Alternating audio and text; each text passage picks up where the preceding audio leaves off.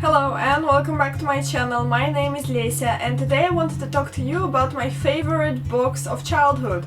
So let's get into it. I am only including in this video books that are written by foreign non-Russian authors. I will probably do another video on Russian childhood books that I really enjoyed and some books that you probably should also know about. So let's get started with the first book. Does this look familiar? You're looking at my edition of Bambi, and lots of my books are really in this old edition style made in Soviet Russia, which is a really cool thing. This book was done in the 61st year. It has this cardboard-like cover and execution, and the pages are really old and nice looking, but I really enjoyed this book. And I find that some people have watched the Disney movie but haven't read the original, and they're totally different, but I, for one, have not watched the movie by Disney. I've only read the original book. We're following Bambi and his story of growing up and becoming a totally different kind of creature from when he was really little, and this is all about the cycle of life and the role of man in it. And it really makes you want to cry at points because, as you know, the story of survival is not always an easy one, but this is something that is definitely worth reading for anyone, and I for myself consider myself lucky for knowing this story and enjoying it as much. I have reread it before making this video, and it was funny that some of the aspects that you are not noticing when you're a kid are really standing out when you read this as an adult, and for me this was the courtship between Bambi and Felina, and that was really something fascinating because all the biological nuances were actually preserved in the book, but you don't really realize them as a kid, so that was also a different kind of fascination that I experienced from this book. Next on, I would like to introduce you to a book that you might also recognize by the execution of the cover, and this is Tales by Brothers Grimm, and it's really a gorgeous book. I think it was also made, it doesn't even have a date on it, and it's really kind of falling apart at places, but it's a collection of short tales and stories, some of which are still very valued by me right now. Let me show you an illustration from the book so that you know what I'm talking about. So here we are, you're looking at an illustration which is no longer attached to the book itself, it's just shoved in between the pages. And this is one of the tales that I really enjoyed. It's following a really nice girl who is living in a family where her stepsisters haunt her and her stepmother also, and she is going about her chores when she ends up falling into the well and into a parallel kind of world or universe, and there she finds this house with an old lady who kind of needs her help around the house, and she performs all these duties to help her out, and in the end she gets a massive reward in gold and whatnot for her services and for her being polite and nice and kind, unlike her sisters who later attempted the same feat that she did by falling inside of the well. But they are not as cooperative as she is, and they refuse to do what the lady charges them with, so they kind of get everything opposite to what the nice girl in the picture does. They get shunned after all because they're kind of put into a sort of fusion of tar and feathers and something, and they end up leaving with nothing, and she ends up getting everything she ever wanted and more. So what can I say? The tales of Brothers Grimm are usually pretty grim indeed, but also very fun, and it covers everything, so it's usually this sort of a classic tale which doesn't seem as imposing when you read it to a kid, because what do we know? For us the good side always wins and the evil guys have to die, so when you're a little kid it doesn't really seem as obnoxious a point of view as it is for me now. The next book that I would like to talk about in this video is The Adventures of Tom Sawyer by Mark Twain, and this is really a book that I adored as a kid, and it was so fun. I still remember the fragment in the beginning of the story of Tom Sawyer with him actually being charged with painting a fence, and him really being disgusted and tired of the task, and this being a very warm day, and him trying to find a way out of it. And then some guy walks by, and Tom coaxes the guy into painting the fence for him, and even scores an apple as payment for this pleasure.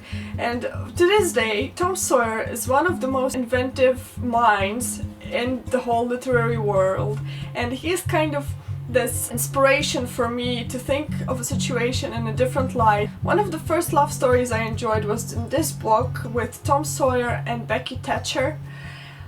It was a really fun story. Tom is ever the gentleman. He is always there to rescue his friends and his loved ones, and this is why I appreciate the story so much. Next on we got Pippi Longstocking by Astrid Lindgren, and this is an example of literature which is pretty well known in the world, but Pippi Longstocking is really popular in Russia, or was popular, I'm not sure about now. It's a story of a girl who is occupying a house all on her own with a horse. She's kind of making it on her own, doing her thing. And two siblings, a young brother and sister, just hang out with Pippi constantly. Meanwhile, Pippi dreams of being reunited with her dad, who is a captain at sea, and also, I think, a king of a very long lost island or something.